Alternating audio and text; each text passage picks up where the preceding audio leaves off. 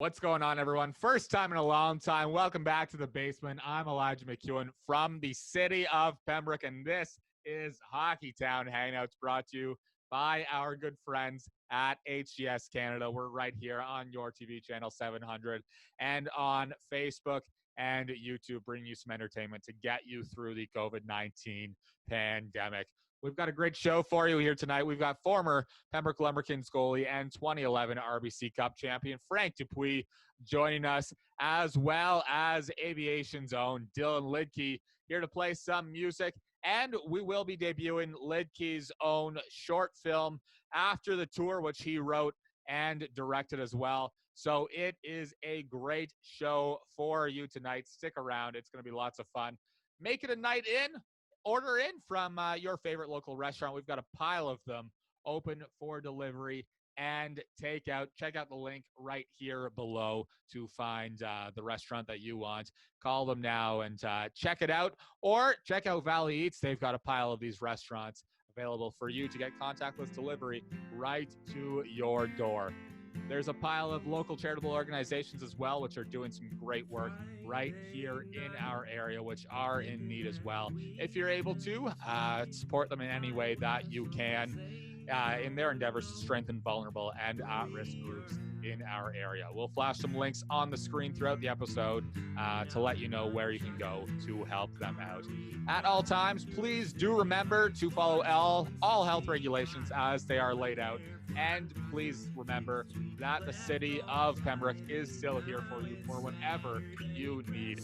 Find more info at our website at pembroke.ca or on our social media pages that you will see above me here throughout the episode. Without further ado, for the first time in a long time, it's Friday night. Let's hang out.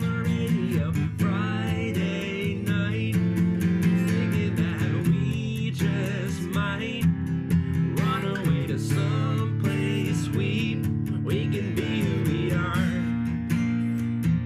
No, we can be who we are.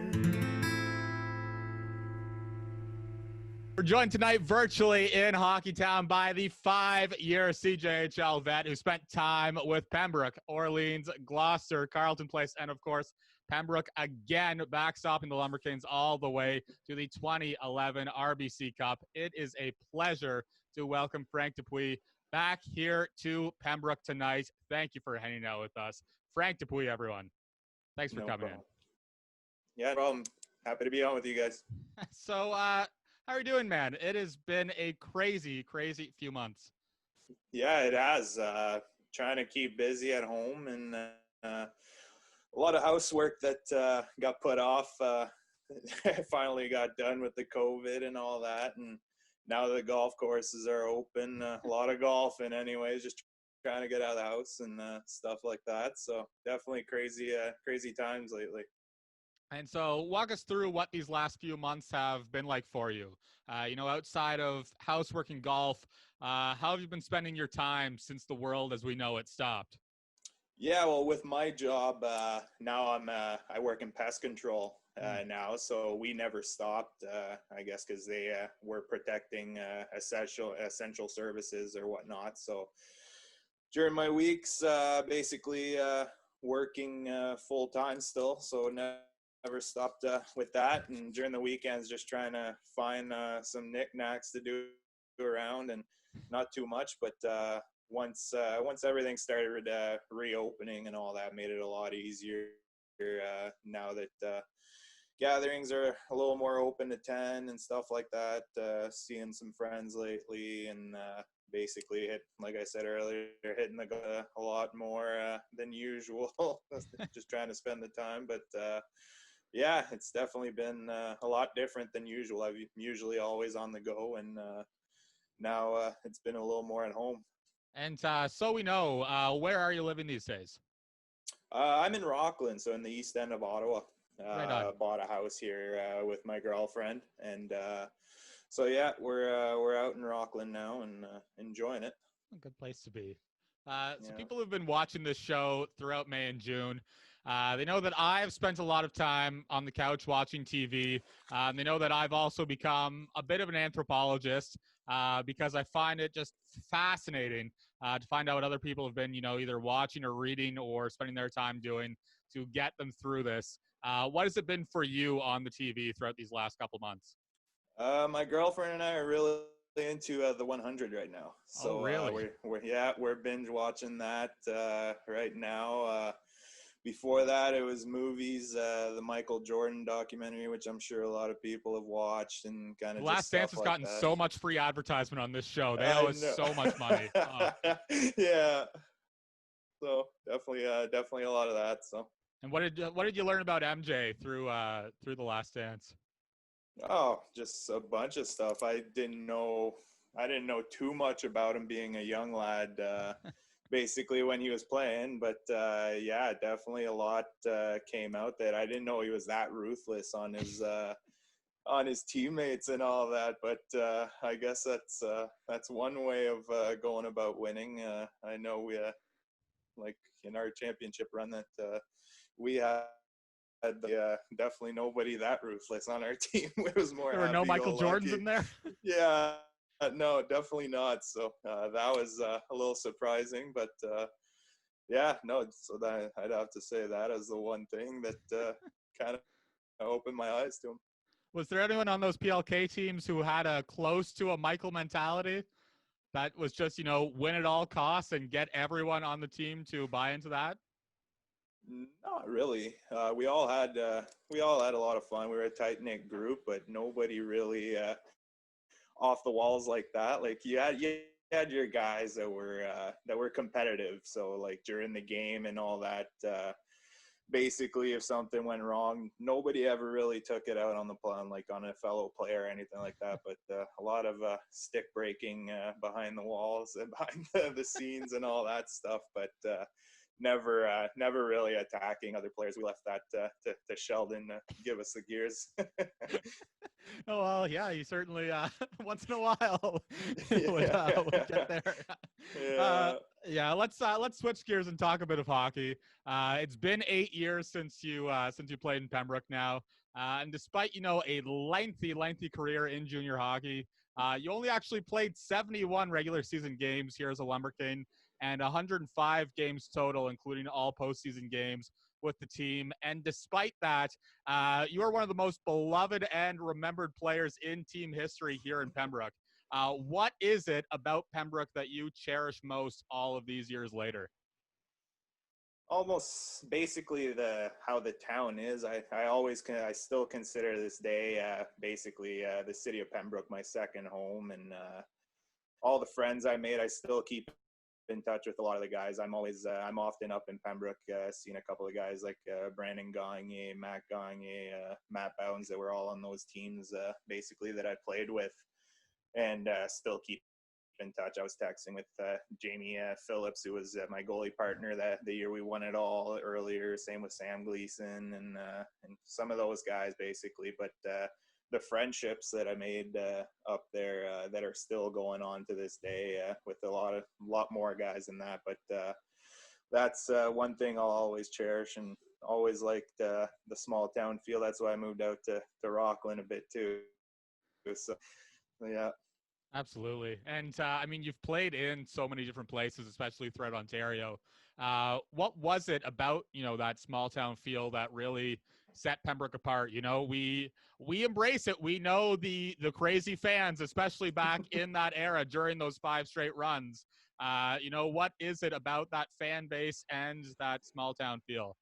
Well, that's just the thing, like where it's junior A hockey, but because of like the implication of the whole town in the hockey and how everybody's into the Pembroke Lumber Kings, just kind of pushed you over the edge compared to playing for a city team that you had barely just family in the crowd, and then you go to Pembroke. And like you said earlier in the show, I was a bit of a suitcase through my junior career, traveling from team to team. So almost had a suitcase packed every day while I played. But no, it's even when I played for other teams coming into Pembroke, you'd get up for those games just because of the atmosphere in the building, and that basically it really is kind of Hockey Town Canada, because you just feel it, like even driving on the bus heading into the city, you can just something in the atmosphere on the Sunday night of a Pembroke Lumber Kings home game. Yeah, what was it like as an opponent? Were you extra motivated to go in and beat that team in front of that fan base during those years? Yeah, definitely, because they were still one of the strongest teams, obviously, and they were winning championship after championship. So it was fun to come in and kind of be the underdog, and if we'd squeak out the rare win against them, definitely be up there on the win scale for the year. But it was definitely then the atmosphere, just instead of having the whole crowd cheer for you, having the whole crowd boo on you, or kind of half cheer then realize you made the save, was always a little bit awesome. But yeah, definitely the atmosphere. So let's reflect for a minute on that 2011 season and that run. You came into Pembroke from Carleton Place midway through the year and joined this team that went on what really became a magical run. They win a 5th straight league title, then a Fred Page Cup, and then an RBC Cup as national champs. What was it about this team that set you guys apart from everybody else? I think just the way the team kind of gelled together. Compared to other teams, you kind of had cliques and clans on the team, and sometimes just not in sync. So some players don't really gel with other players, but it just had the perfect mix of players and everybody buying in. You didn't have the 1 or 2 guys that would complain about their ice time, because having that team, there was players that could have been on a first line basically on any other team, but they were playing on the 3rd or 4th line here. So nobody ever complained anyways to the team. Anyways, I don't know if they did it behind closed doors or whatever, but yeah, so just definitely everybody with that, and mixed with kind of Sheldon's coaching obviously got us through a lot of humps and hurdles as well that could have went south, but he turned us around really quick, and stuff like that, and just key players that could take them, like, be clutch in the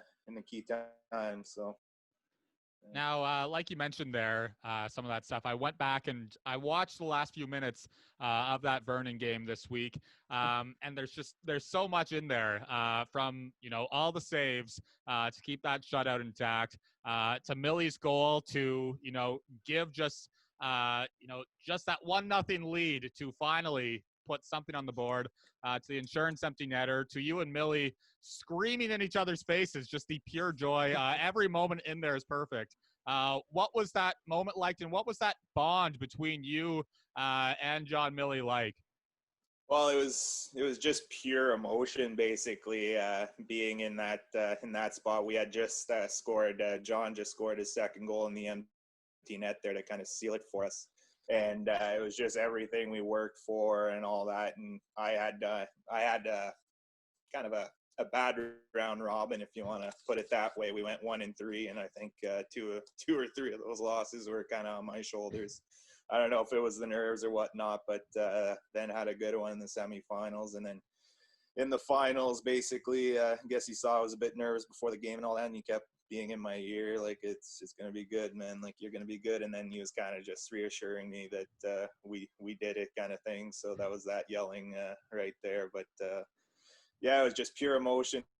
And the entire time you're just running on such high adrenaline too, that even though it was like, okay, we did it, we were just still on such high adrenaline that we were kind of just like still like yelling at each other and all that. So it's wicked. Yeah, it's wicked stuff. Exactly. A huge part of that team, of course, like you were mentioning, was the influence of Sheldon Keefe, who, of course, has now gone on to become the head coach of the Toronto Maple Leafs. What was it like playing for him in those moments, and what did he bring out of you and the rest of the team? Definitely, like, he just knew what buttons to press. He did so much. Like, I've never seen a coach basically, like, tactically have so many game plans that we can switch on the fly, and like a heavy motivator as well. Like, I know the morning before that final game, he almost brought those basically with a speech about Rhino's like last game and sending him off with that national championship that he'd gotten so close to all those 4 years previous and all that stuff. And just being such a motivator like that, basically mixed. Well, there's a lot of tactical play that obviously is very, very good at if he's at there, or if he's with the Leafs now. But there's so just amazing coach, good motivator, knew basically what buttons to press and all that. And like just a little story to tell you about that. It's this one time the year after, this just to give you an example. So we were in a rebuilding year and all that. So a lot of young guys, and he didn't want to basically scare off some of the young guys or whatever. So he pulled me. We were down maybe 2-0 after the first, and we needed a jump start. So pulls me into his office and basically straight up tells me, I'm going to ream you out in the room. Just keep playing. Like, you're playing well. I'm going to ream you out in the room just to basically spark the team.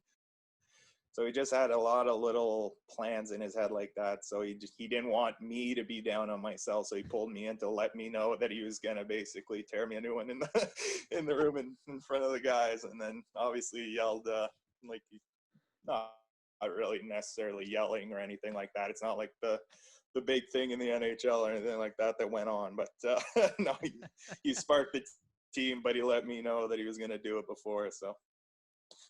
Well, that's Sheldon motivating, of course. Yeah. One step ahead. Yeah, exactly. Now, for everyone unaware, after your years in the CJHL, then the CCHL, and in Pembroke, you moved on to Carleton University, where you played for the Ravens for 4 years. As a U Ottawa alum, won't hold it against you. Now, what was that adjustment like for you playing as a student athlete?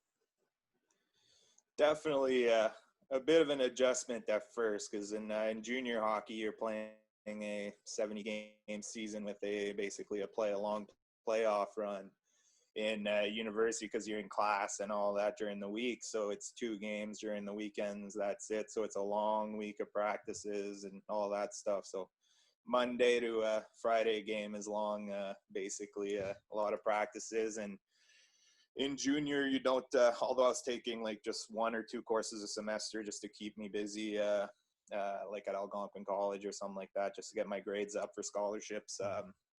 It's not the same. Like, you're basically vegging around all day when you're not, after you're done high school. Basically, you're going in the gym in the morning and then kind of just laying around until practice. And during school, it's basically practice early in the morning and then rush to class and then back in the gym in the afternoon and all that stuff. And so it's a lot more go. And then when you're on the road in junior, just watch your movies on the bus, whatever, do whatever you want to do. And then during in school, it's basically I got this assignment due on Monday, and we're not back from Toronto until Sunday night, so got to do it on the bus, kind of thing. So it's definitely an adjustment of basically being a lot more on your toes away from the rink than in junior.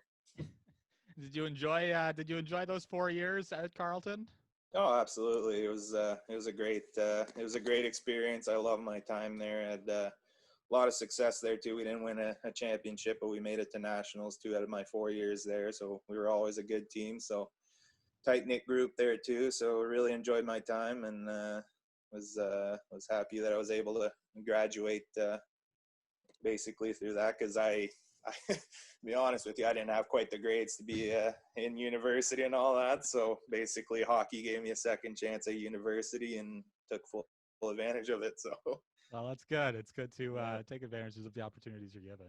And now, Frank, what are you looking forward to most about when life begins to return to normal?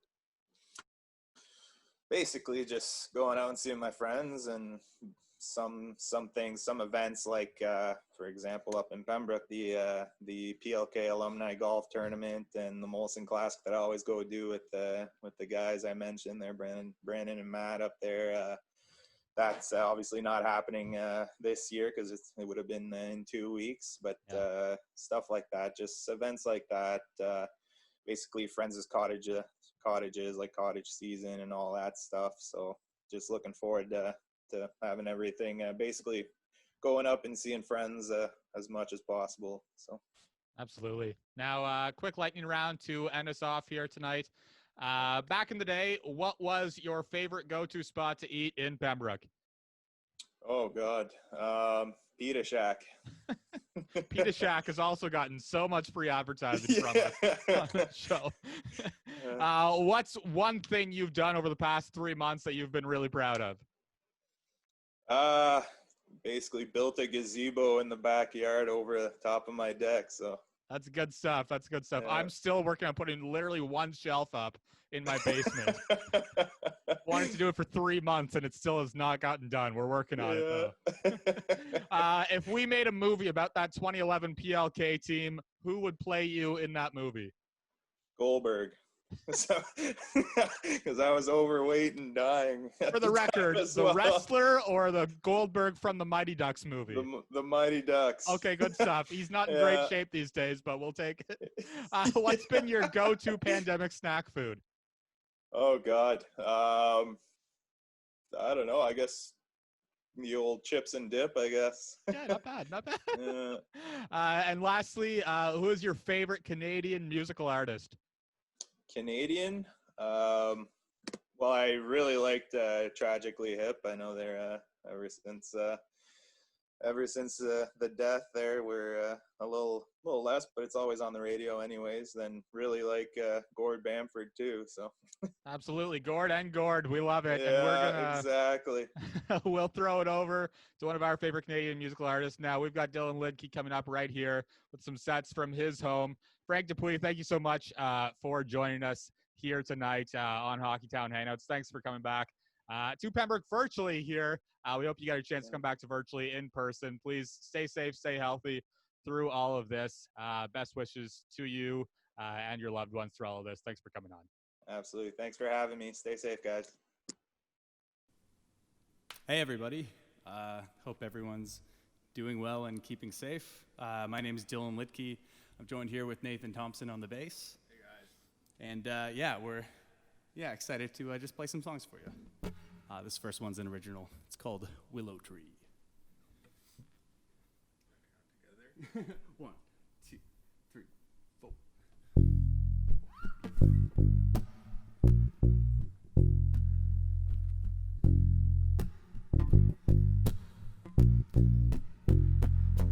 Gonna carve my name at the bottom of a willow tree.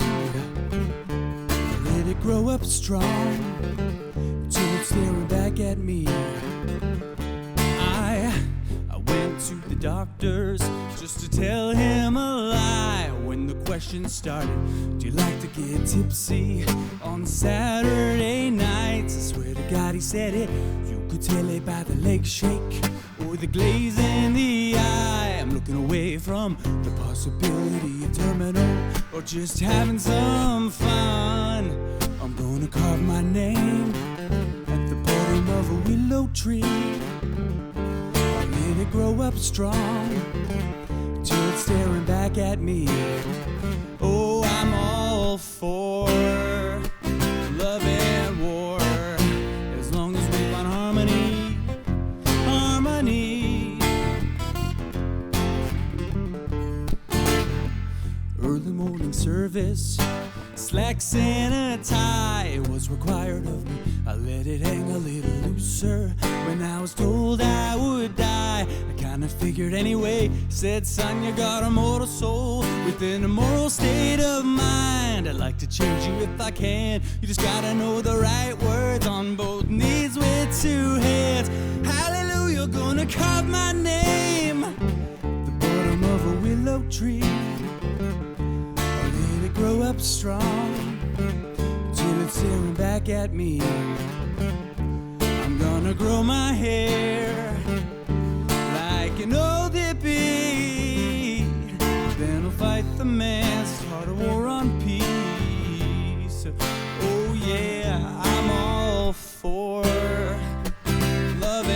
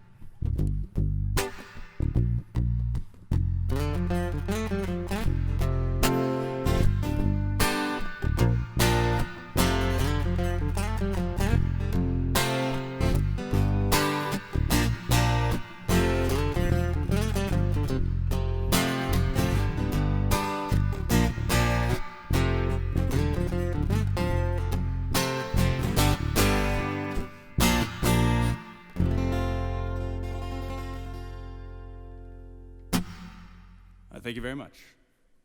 The internet. Nate and I have been working on some kind of new material, so we're gonna try something out. The song's called Heal Ya. Ready? 1, 2, 3, 4.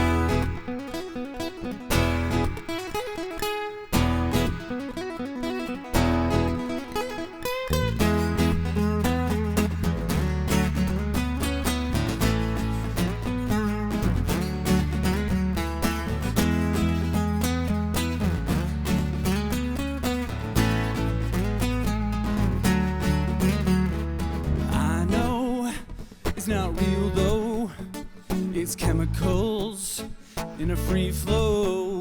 But I'm free falling, call blocking, sleep clocking, pill popping, and my energy is just a memory, and it's not clear to me how to get myself free.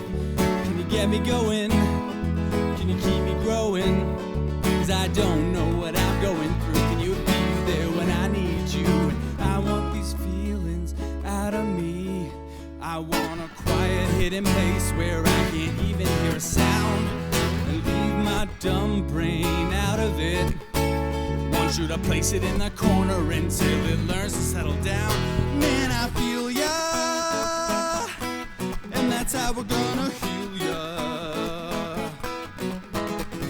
I feel ya, and that's how we're gonna heal ya.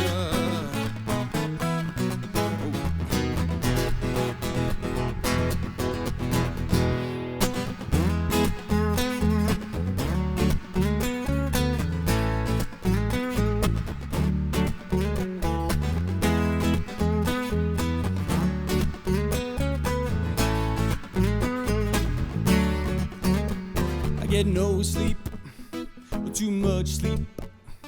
I'm a deadbeat in the hot seat. Can you wake me up if the morning comes? I need a routine, I need a little love, I need a little help. If you got some, need to play guitar with some big ass drums. And I want these feelings out of me. I want a loud and crowded place where I can scream my thoughts out loud and leave my dumb brain out of it. I want you to place it in the corner until it learns to settle down. Man, I feel ya, and that's how we're gonna heal ya. I feel ya, and that's how we're gonna heal ya.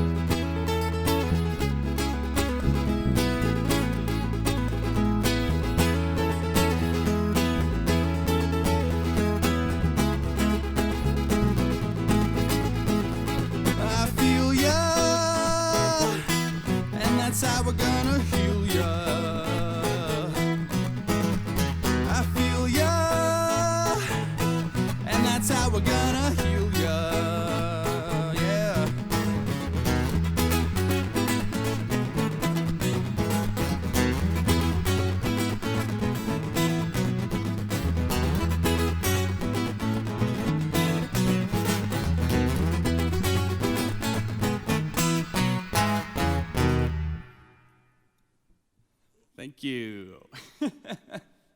I was Heal Ya. That's fun. Yeah, that was fun. That was the. All right, we got some Tragically Hip for you now.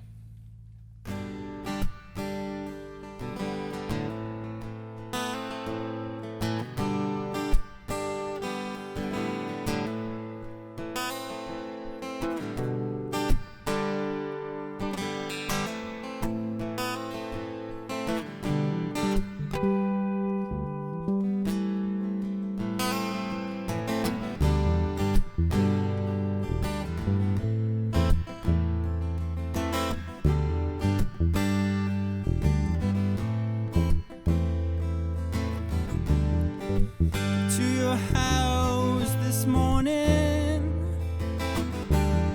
just a little after 9. Could have been the Willie Nelson, it could have been the wine. Got to your house this morning, and just a little after 9, and it was in Bob Cajun where I saw the constellations reveal themselves one star at a time.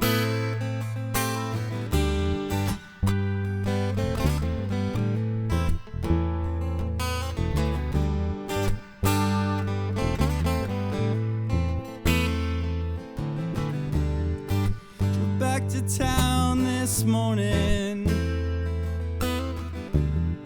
with working on my mind. I thought I may be quitting, I thought of leaving it behind. Went back to bed this morning, and as I'm pulling down the blinds, yeah, the sky was dull and hypothetical, and falling one cloud at a time. That night in Toronto, with its checkered board floors, riding on horseback and keeping order restored to the men they couldn't hang, stepped to the mic and sang, and their voices rang with that Aryan twang.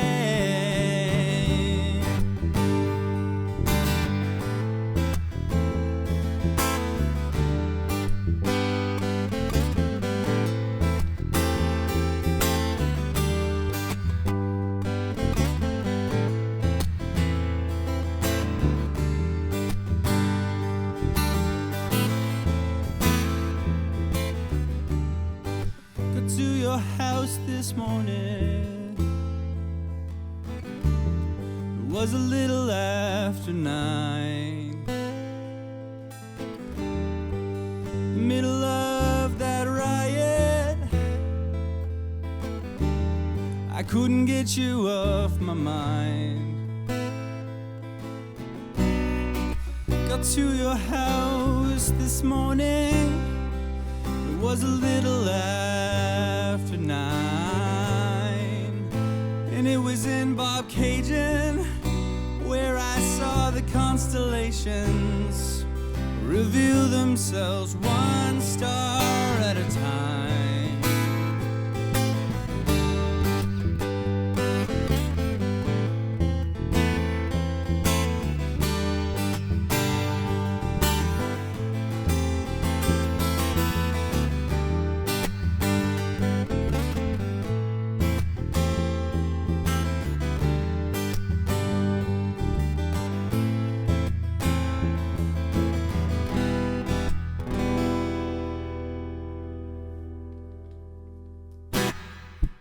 Thank you.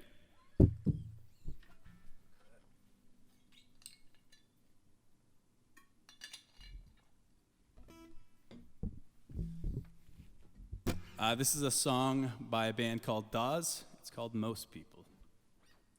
1, 2.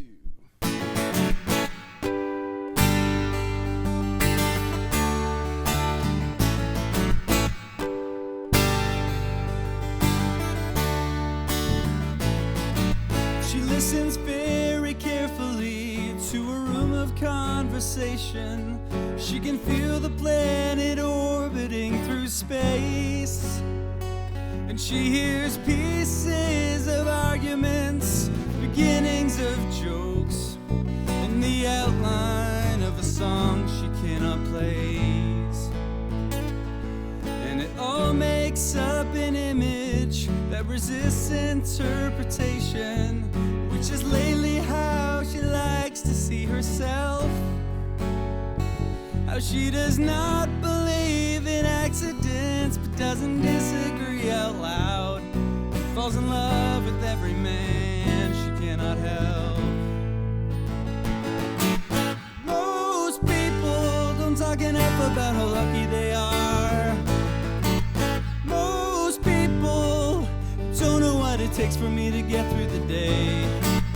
Most people don't talk enough about the love in their hearts. She doesn't know most people feel that same way. She focuses her energies on just walking through the neighborhood with depths and shallows nobody could sound. Then like January Christmas lights under billion-year-old stars, she comes up with more of what is lost than what is found. So by the time that she explains to me just a glimpse of what she's understood, she betrays the meaning, putting it in words. So she smiles at me lovingly and says, just let me hold your hand.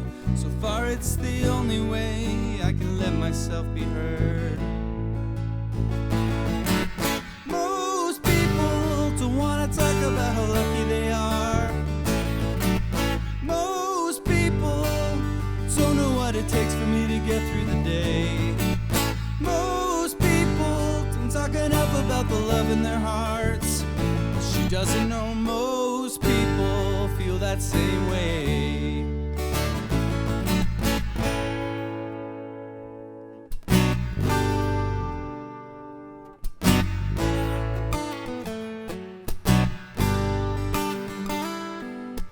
Most people don't talk enough about how lucky they are.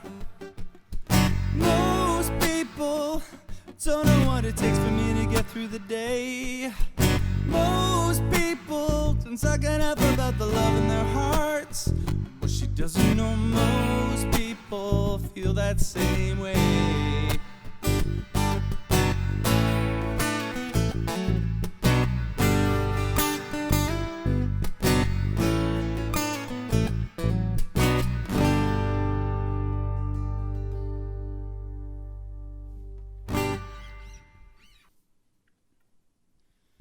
All right, so for Nate's last song here, we're going to throw it back to an old song me and the guys wrote called Winter Ways.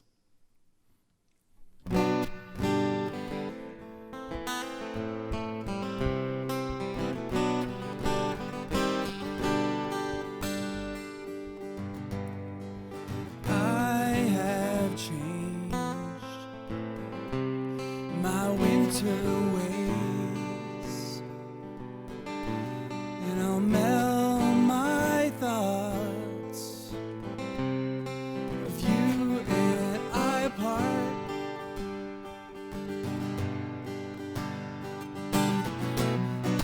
New beginnings start again.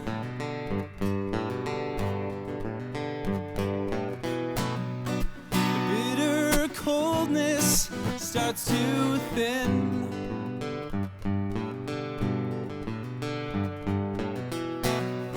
Springtime fragrance is in the air.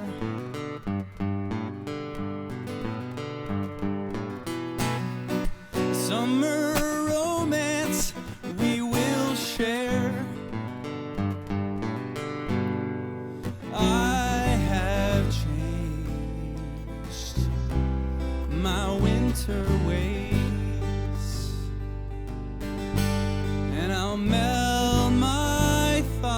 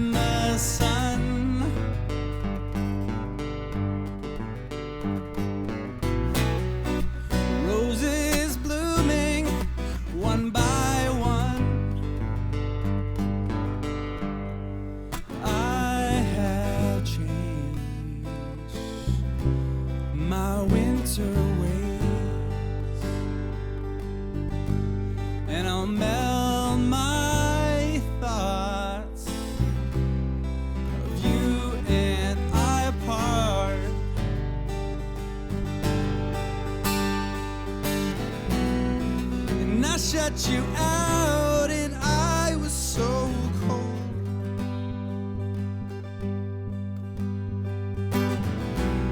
With shivering lips, and your heart was sold.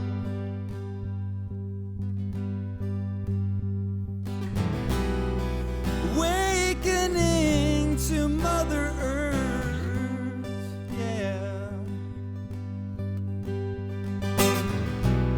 I feel I am growing into what I am worth. I have changed my winter ways, and I'll melt my thoughts of you and I apart.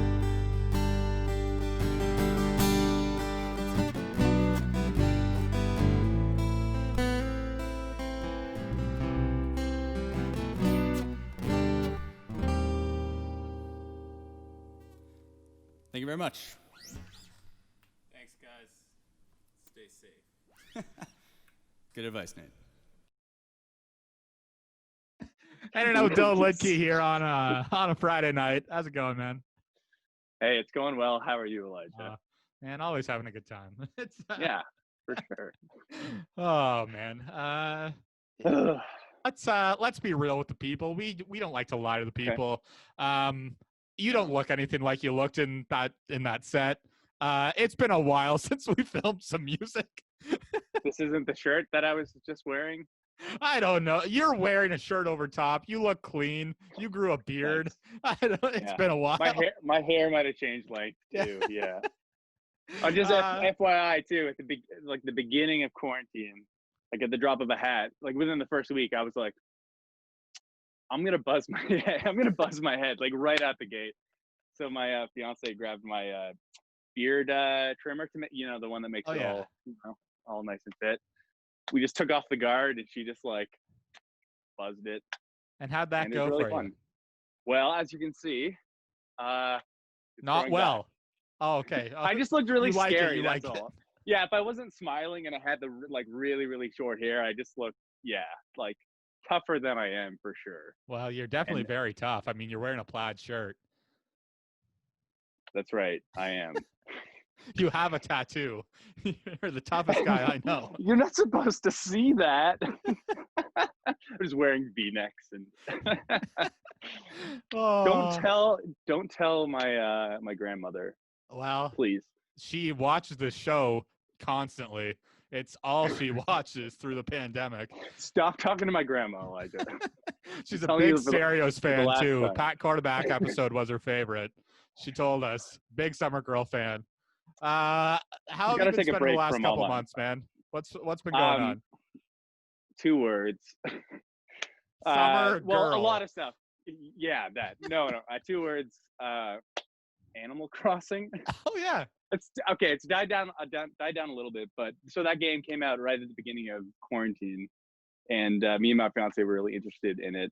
Where, if you don't know, you have an island and you're a little villager, and you build stuff and make fruit. So yeah, me and Carrie have been sharing an island, and we've just pretty much we spent a long time playing Animal Crossing in those first couple weeks. That's for sure. And have you won Animal Crossing? Oh, Elijah. You can't win. You can't win at Animal Crossing, okay? You can what's the point of Animal Crossing then? You can make some like nice flowers and stuff. There's a raccoon that gives you a loan to get a little tent, and you upgrade into a house and stuff. Is that Tom? That is Tom Nook. Oh yes. That's right. I've heard he's somewhat of a pain. Yes, yeah, he's a stickler, that guy. But he's paid off. And we're just relaxing. If anyone wants to visit my island, just hit me up. Maybe we can arrange that. Go for a little jog. Can you let people know what your island is? We can get that right on the screen here. I think I'll have to give you a code after. I'll have to give you a code. I'll figure that out. But just find me on social media and ask me if you want. We'll have a little romp. Yeah. A little romp. Hit him up on the social media. Yeah. Yeah. Yeah, he'll tweet it out. Dylan, tweet out Yeah. that code. All right, tweet out yeah, that I'll- island. That island. Sorry. That's right. We'll It's called- beat Tom Nook. Do you want to know what I wanted to call it? It was too long. I wanted to call it Quarantopia. Good. Very no, cool. Not good. It's called New Marbury. It doesn't matter. I've also been trying to be active. I've been playing a lot of badminton in my backyard, taking dogs on a walk. And since you got in contact with me, I got back into playing guitar. I hadn't been playing guitar for a little bit, and then you asked me to put together a thing, and it was a lot of fun to get back into it. Before we talk about music, Dylan, I'd like to go back and specify: are you taking your dogs for a walk, or are you taking other people's dogs for walks that you just find? Just dogs. You just find right. dogs. All right, are we take them done for with walks. this? That's Yeah. nice. I walk dogs to stay active. It's so I stay active. Just find them and The take dogs them. are fine. That's good. No, I got a dog's called the Jindo dog. It's a real blonde dog. Kind of looks like a golden retriever and like a lab. A little bit of husky. His name's Captain. That's very nice. After really what cute dog. captain? Morgan. Ah, No, Captain America. Come on. Ah, true. Yes. Yes. Yes. Of course. Captain America. Yeah, that. So what's it been like for you getting back into music then? It's been really nice. I don't know if you can see behind me, but I've been annoying my neighbors. I'm in a house that I share a wall with some neighbors in this house, and they are just the best because I've just been basically practicing drums and like reskinning them and stuff. It's kind of been my hobby. So I've been doing a lot of that, a lot of drumming, getting into it. So it was fun to really switch gears and start playing guitar again and setting up a system to like record with a mic and try to do things a little more professionally because I'd like to get into some home recording. So that's kind of also inspired me to continue down the path of getting some new material together. No due dates or anything like that, just to see what comes up because that's a goal at some point. I'd like to put out some more stuff because it's super fun. Now, are we anticipating solo stuff or band stuff or, whatever the future solo brings? stuff, baby. Solo stuff. Oh, yeah. Those big guys. diva. Yeah. Oh, you know me. Or, Just full on Beyonce. No Kelly Rowland or Michelle Williams in here. yeah, that's right. Those other guys can kick rocks. I don't even know those other guys' names. Who is Nathan Thompson? Never heard of him. Oh yeah, well, I guess he helps me out. Well, he can do something. Who is Rob Patterson? No. Never been on this show. Yeah, no, I don't know. Yeah. Or Jake there. But no, in all honesty though, I'd love to do it with the band, your classic Aviation lineup there. But yeah, I think we're just gonna have to take it slow. And I think me and the guys have been talking. We are excited about doing something again in the future. Just don't know what form it'll take. Right now, we're just messing around with learning Probably how to record musical. ourselves.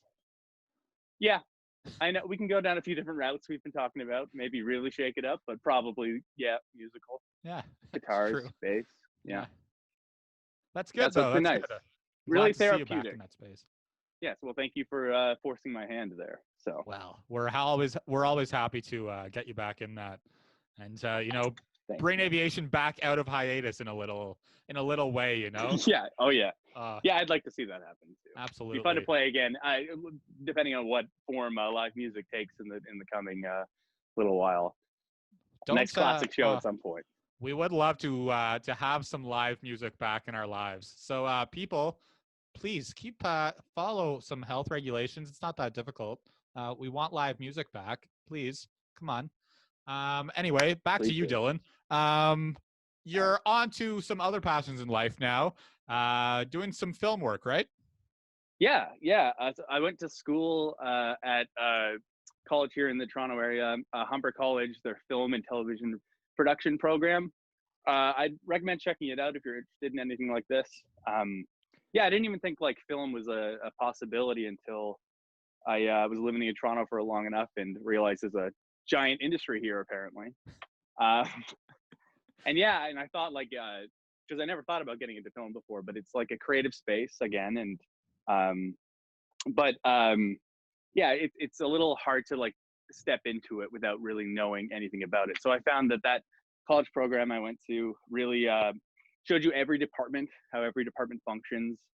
And that came in handy in doing any job, understanding how all the other cogs turn and how they all work together to bring something together. So I definitely know that making any kind of video content, it takes a lot of work and a lot of stress, that's for sure, from my experience at least. But yeah, it was a lot of fun. So yeah, basically I've just been working so I've been doing a lot of like PA work. Some like kind of jack of all trades on some sets and some commercials and stuff. I've also done some office work for some other like little TV shows and that and whatnot. Steve Carell, Jim, John Krasinski. Met him. Oh yeah. I haven't met either of those. I met not met, but the biggest celebrity Ellen Page. I've been on set with her. I think we laughed at the same thing. There was a joke that was said, and we both were like, and now we're best friends. As one does. Yeah. Who else did I see? I saw some hockey players for some. I saw some Toronto Raptors on some other commercials as well. Yes, I see your shirt, Elijah. Very good. Represent, We planned that. We planned that reference. Well, I know you're a fan of Raptors. Did you know they're much taller than I am? Really? There's this one. I forget who the player was now, but if you remember, there was a Raptors commercial where the Toronto Raptors were in their jerseys. They're in a kitchen and they were cutting peanut butter and jelly sandwiches, or they were making Schmucker's jelly and peanut butter sandwiches. So they're cutting the sandwiches. Who's the person handing them the sandwiches? It's me. Really? I was going from, there was a sandwich artist, so there's someone who's literally scalping the sandwich, right? And then it would be like, here's the sandwich, and I would take the sandwich, and I'd run upstairs, and I'd be like, hello, Mr. Athlete, sir. Like, I would set it down in front of them, and then they'd be like, action, and he'd be like, cut the sandwich. Cut the sandwich, and then they'd be like, cut. I get the sandwich out of there, get another sandwich. That commercial is played 1 million times in the last year in Canada. I was there. I was totally there. I saw some crew members walk out of that set with skids of peanut butter, just being like, I'm taking this home. And did you take any home with you? Glamorous industry. Wow. No, you know what? I think they gave me it was on Thanksgiving. It was on a Thanksgiving when that commercial was done. So they had a Thanksgiving dinner for us at lunch and stuff. That's from good. Like Swiss Chalet. Took home a pizza, I think, at the end of the night. It's quite the industry. It was just glamorous. Absolutely. I'm happy for you, man. Thanks. But right now, everything is shut down. Absolutely everything's shut down for good reason. So we'll see how that progresses. And at least I got more time to play some music or explore some other things. So. And some Animal Crossing. Too much Animal Crossing. We're happy to have a project here, though, that you worked on. We've got After the Tour, short film that you wrote and directed, correct? Yes, sir. I definitely had some help from some really good friends and students at that college that I went to. Couldn't have done it without people. It takes a lot of people to make a film, but yeah, that was a part of a directing class I was in. The concept was afterwards. It was like the key word. So I came up with this concept and I had to write it, and I had to do everything from booking the bar, booking all the actors, and even the food. I had to get all the food ready, everything. So I was losing my hair those couple of days. Well, during a blizzard too, we shot that. Well, let's check out After the Tour. Let's see how it all turned out, and then we'll chat about it afterwards. Ladies and gentlemen, without further ado, let's check it out. Dylan Liedtke with After the Tour. Thanks.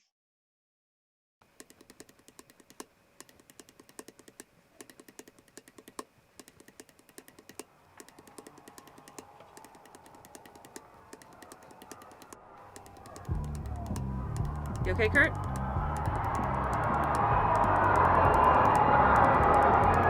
Kurt. Yeah, I just want to go on already. I can't believe we're doing this. There. What do you think? Pretty good for a home opener, I'd say. Awesome. We'll eat this up. Hey, what day are we playing the Catholic? Not until the end. Man, you sure are hung up on that place, aren't you? Well, Yeah, everyone's played there. I told you that Insomniac Got scouted at the bar. Yes, you mentioned. So what? Think we might get a contract or something? Maybe. I think it's coming, right? All I know is I'm ready to get out of this town. Oh boy, the whole town's here. I'm serious. Oh, I feel it. This is gonna be good. This is gonna be great. That's the set. Yep. Are Sam and the guys here? Dude, my gym teacher's here. It's amazing. You guys gotta see it. Oh shit, now this is how you start your first tour. Here's to officially starting our musical careers. To good friends and good music.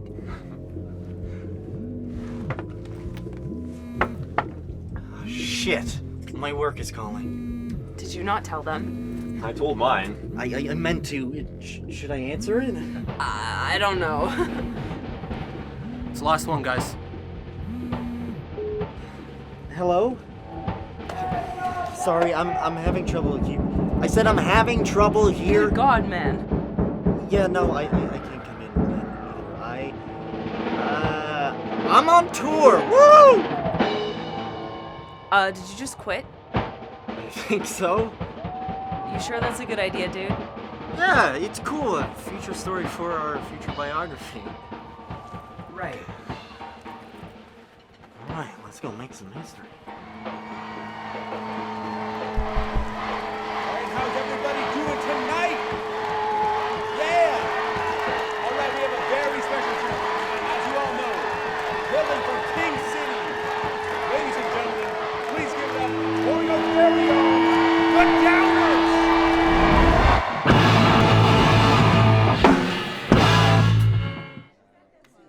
Thank you. We've been the Downers.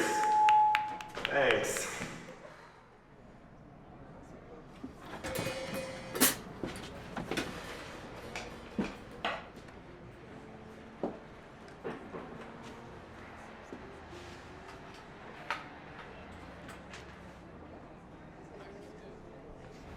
Hey, man, what was that about? What? You know what? You can't just storm off like that. Why not? That show was a joke. Okay, what's your fucking problem, man? What's my problem? Steph, I'm screwed. I'm hungry. I'm exhausted. It's over. The tour's over, and I'm back to square one again. We still have one more stop, Kurt. You know what difference will one more shitty town make? Kurt, what do you think this is? I don't know. I thought we would maybe meet some mystical record producer or make some money and record, but no, we've got nothing. We've got each other and a bunch of new songs cooking. Now, what's the difference? So what now? Gonna quit the band now too? No, I didn't say that. Well, you're sure acting like it.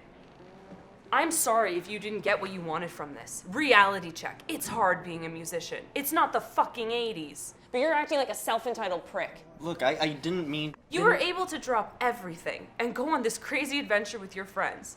I'm sorry if that's a waste of your time. Steph, I'm sorry.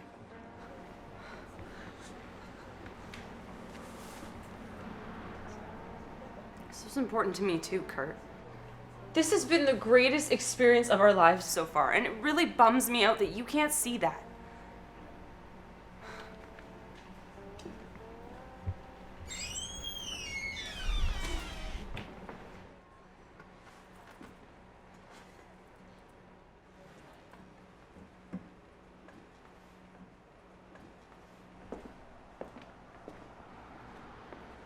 Hey.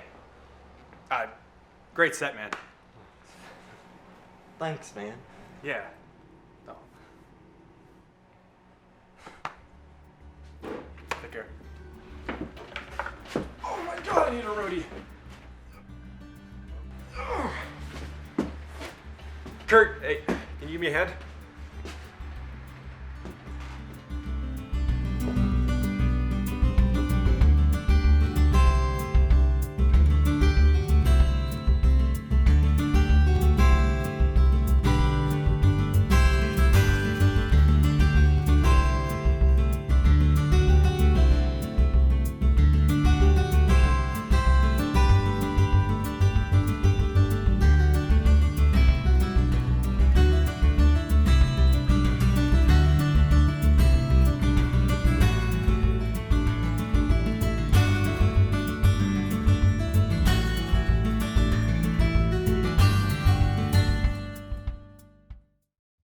And there's after the tour.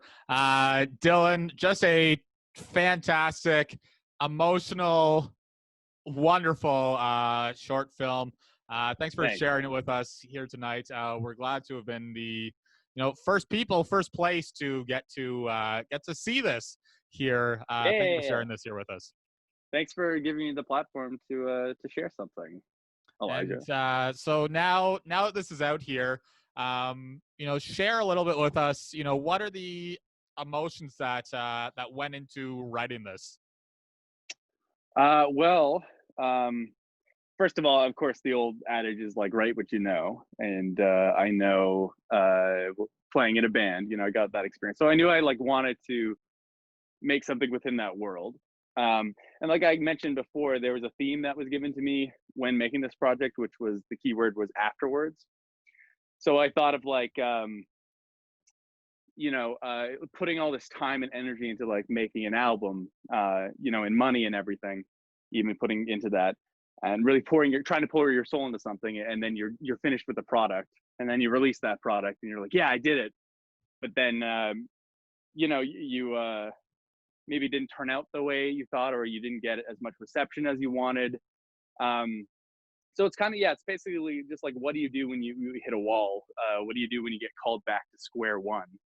So yeah, it's really about accepting a reality that you find yourself in, and to keep going with an updated perspective. When I was younger, I thought oh, maybe I could, simple as you make the music, somebody shows up at the back of your concert and is like, my God, I need to call Tammy or whatever. And, then you're signing a thing, and then blah, blah, blah. And it's really easy, and there you go.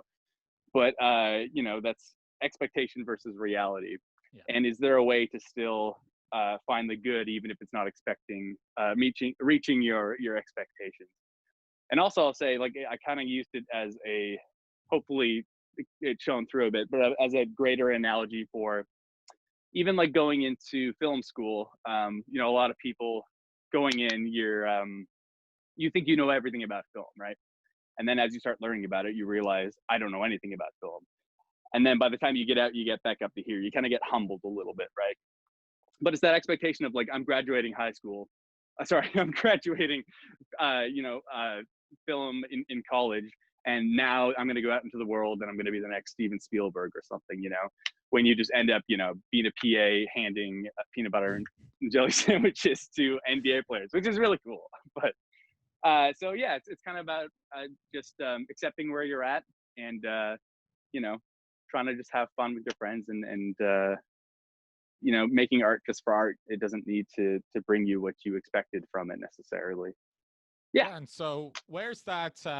Because we see that in the ending where, despite that dejection, all of a sudden there's a bit of hope when we have the one person come in at the end, wearing the band shirt, and, showing that love for them, despite the fact there were only, a handful of people in there. One of them shows that real love. It's not that one person who's going to give them the shot, but it's one person showing them some genuine love for them. And so does that come from a real place as well to, maybe you're not doing this for a shot, but you're doing this for people to enjoy the art? Yeah, exactly. It's like that old thing too of if you can just affect one person for the positive, if one person can understand your art or appreciate what you're trying to do, then mission accomplished right there. That should be something to take away from that for sure. Which I've I've had so many really great and supportive people, yourself included, when playing music. Thanks, buddy. I've seen my fair share of aviation shows with not a huge crowd there. It's been a good time through the years. You've been at the good times and the bad times, yeah, for sure. Because the first show was rough, man. It was a bad show, but you guys have been great through the years. It was bad? What? Dylan. When we played Fortunate Son? Oh boy. Your voice has gotten so good, man. Your voice has gotten so much better. Definitely trying. Yeah. That's taking some practice too. Well, then let that also be known, because I didn't never tout tout myself as like an amazing singer, but definitely, I guess you can attest to this. The first show I ever played was awful. Like I didn't know how to sing. We couldn't find a singer, which is why I started to get into it. So I can't say like you can get better at singing if you practice it and kind of live in it. But having just natural talent helps as well. Like I wish like, I could just be like a Freddie Mercury and just have a power, come out. But yeah, a lot of work to get to those places for sure. So that people have a bit of an idea of, the kind of commitment this takes and the kind of work that goes into this. How many, days, weeks, hours went into making this project? The film after the tour? Yeah. Oh. Well, the thing was at school too. I didn't, that was just like an assignment that I had, that was on my own time. It wasn't even like I had class time. This was all like on the weekend or out of school in real places outside of the college, like that bar that we got, for example. So, I don't even know how many hours. Countless. Honestly. Well, I will say this room that I'm in right now was from the first scene where they're in the green screen. Mm-hmm. We dressed up this room here too, because I already have a bunch of equipment down here. We just like threw up some walls and stuff. Tried to make it look like a green room, right? So, but yeah, even from writing the script and getting that to a place, like it is kind of like, like a dialogue piece, obviously, but I had some really good like editors look at it and stuff, and so that had to fall into place. The props had to fall into place. Locations had to fall into place.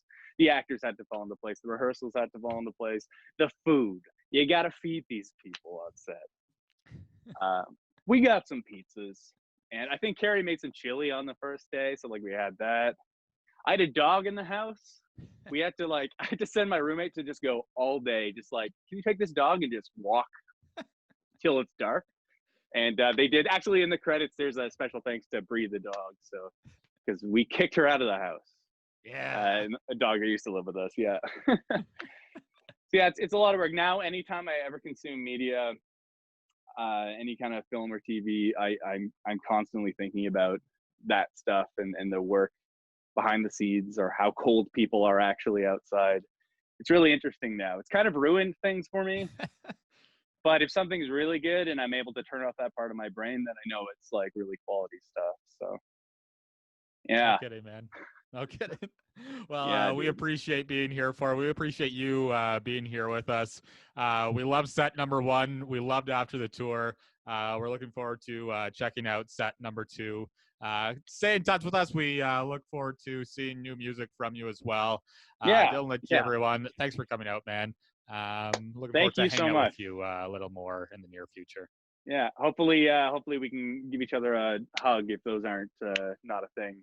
At some point when I see you. Sometime in the near future.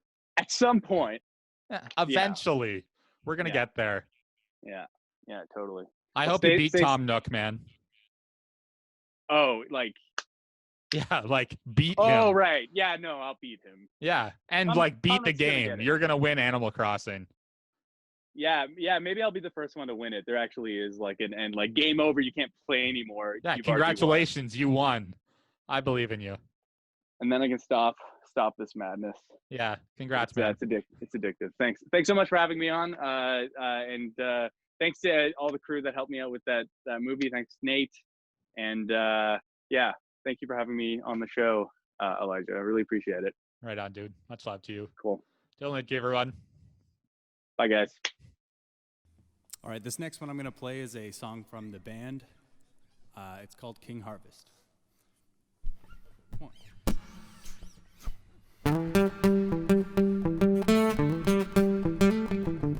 Born in the fields, listen to the rats when the wind blows across the water. King Harvest has surely come. Now I work for the union,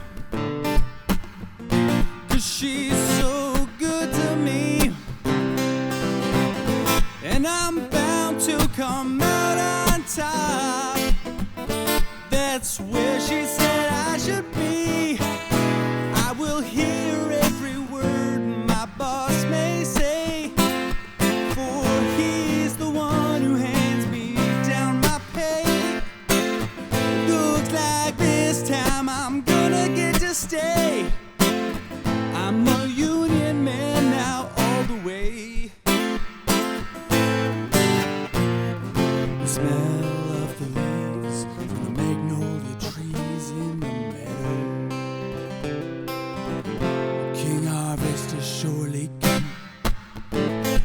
summer, and then comes fall, which I depend on most of all.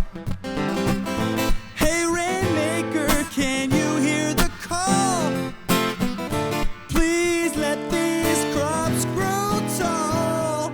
Long enough I've been up on Skid Row, and it's plain to see I've got nothing to show.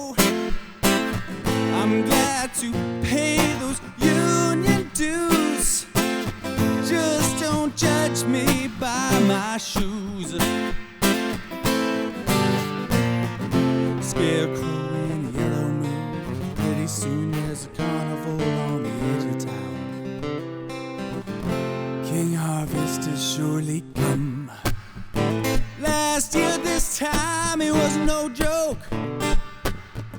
My whole barn went up in smoke. My horse Jethro, well he went mad, and I can't remember things being that bad. Then comes a man with paper and pen, telling me how hard times are about to end. And then if they don't give us what we like, hey man, that's when you gotta go on strike. Corn in the fields, listen to the rice when the wind blows across the water. King Harvest has surely come.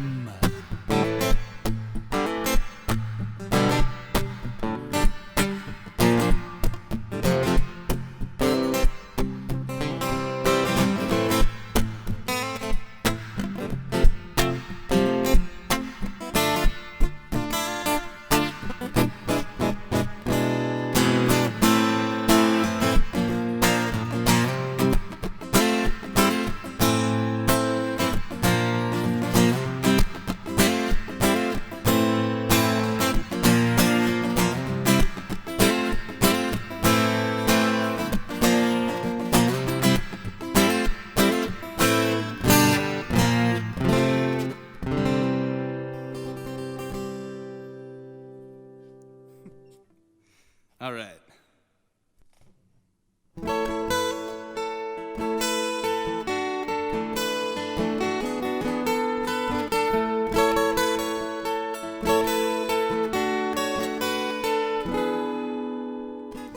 Here comes the sun. Here comes the sun, and I say it's all right.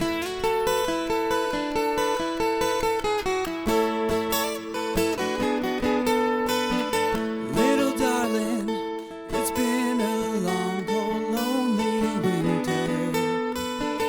Little darling, it feels like years since it's been here. Here comes the sun.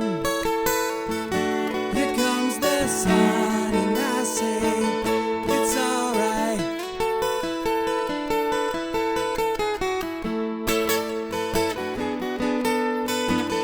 Little darling, the smiles returning to their faces. Little darling, it seems like years since it's been here. Here comes the sun. Here comes the sun, and I say it's all right.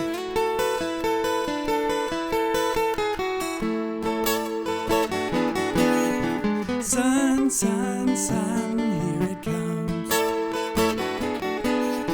Sun, sun, sun, here it comes.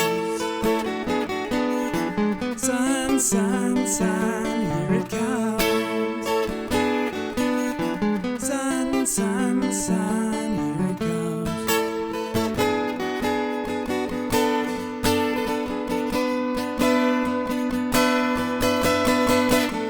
Little darling, I feel the ice is slowly melting.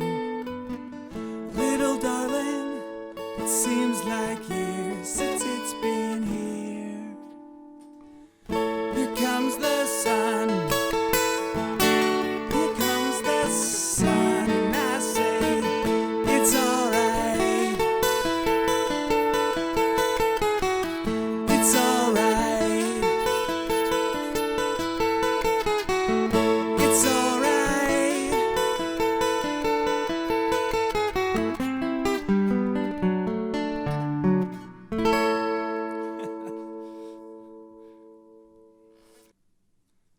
All right, for this next one, it's one that I've just kind of been working on, just kind of tossing around, and yeah, I thought I'd play it.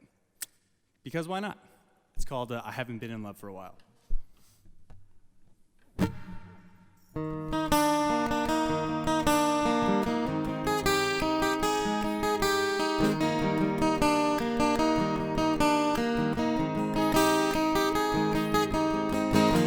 Don't take much to make me believe in. The idea of love is the absence of feeling. Who am I to deny a love that comes willing? All my life I've known your love, and it's that gap I'm filling. And I haven't been in love for a while. You made damn sure I'd be stuck on you.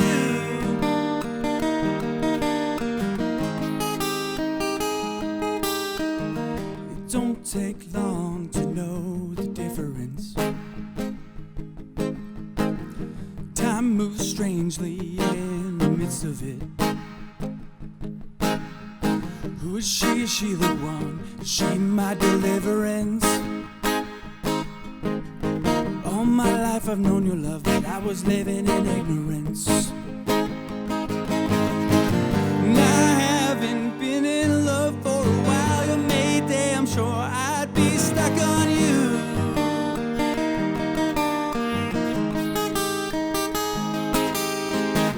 God knows, Lord, I've tried it with another, but apparently it's still too soon.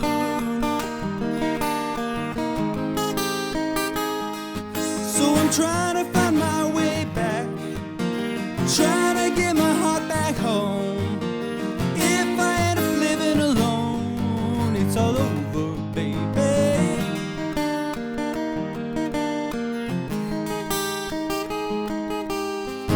And I haven't been in love for a while. You made damn sure I'd be stuck on you.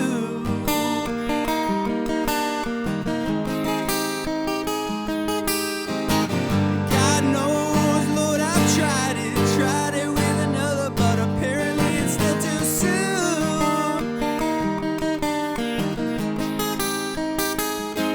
So I'm trying to find my way back, trying to get my heart back home. If I end up living alone, it's all over, baby.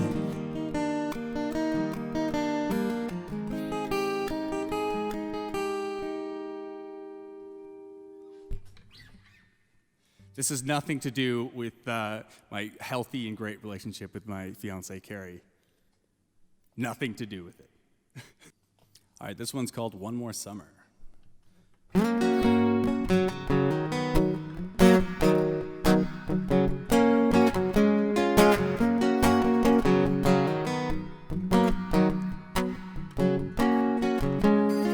When did you get back into town? She asked. Customarily, I said I've kinda just been hanging around these past few months. Actually, when autumn comes, it's time to go. Or at most, by the end of the year, 'cause everyone in this town knows it's tough passing out summertime around here. Slowly slipping into the skies, my dear, we're gonna drift right into the atmosphere. Stars, they look so far, but they feel so near with you.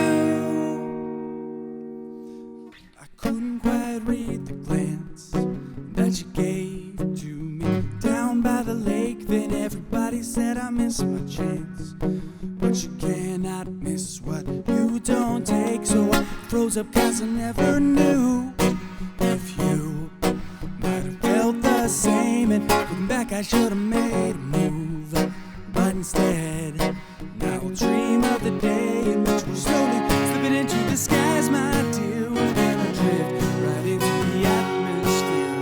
If you need some company, I'm right here. I've been waiting for you.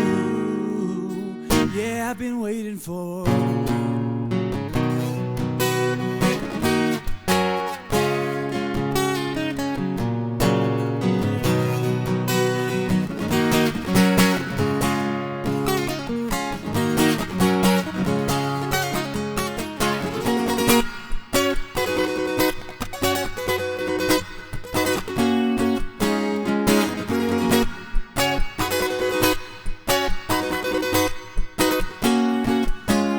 Sometimes it's not enough just to say that I know when to walk away. I know that it'd be easy to stay put and waste yet another day, saying I'll stick around for just one more summer.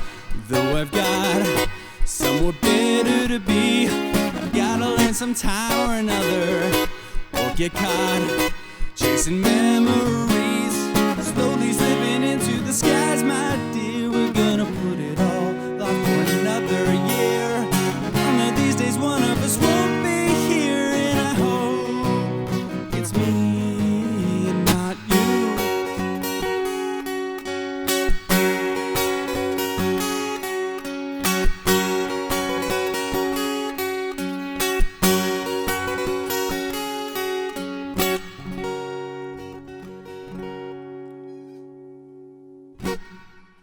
Thank you.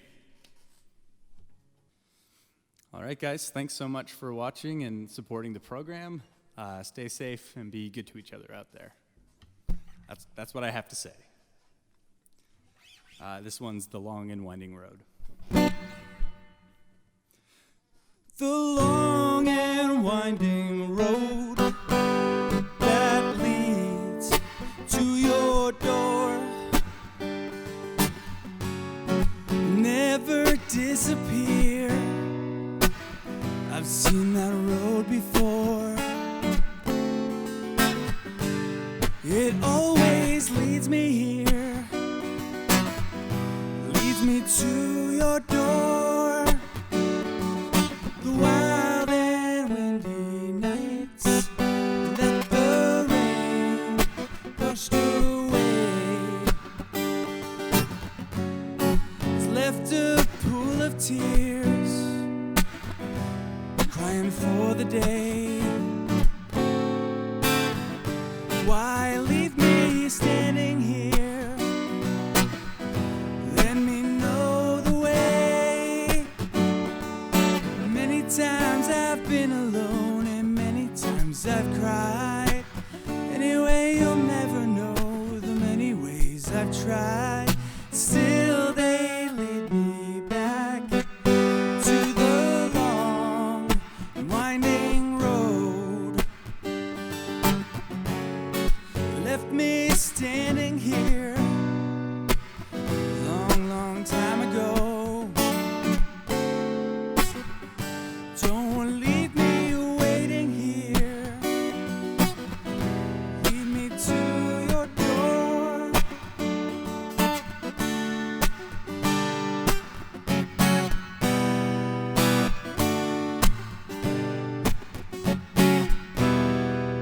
Still they lead me back to the long winding road.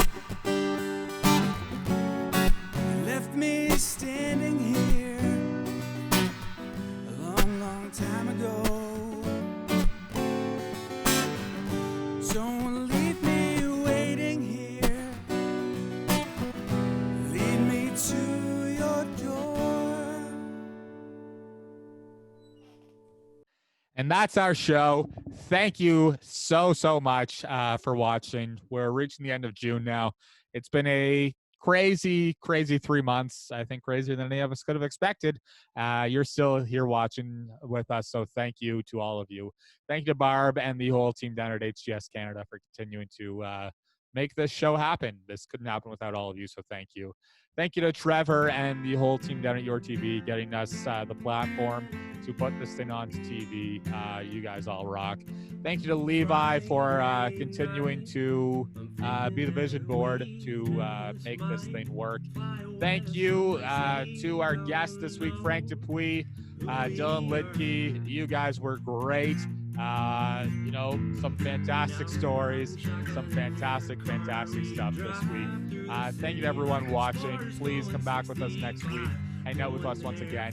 Keep following all health regulations, everyone watching, so we can all hang out in person sooner rather than later. Like I keep telling you, I miss all your faces. I want to see all of you again. We're getting there. We are getting there, especially here in Renfrew County.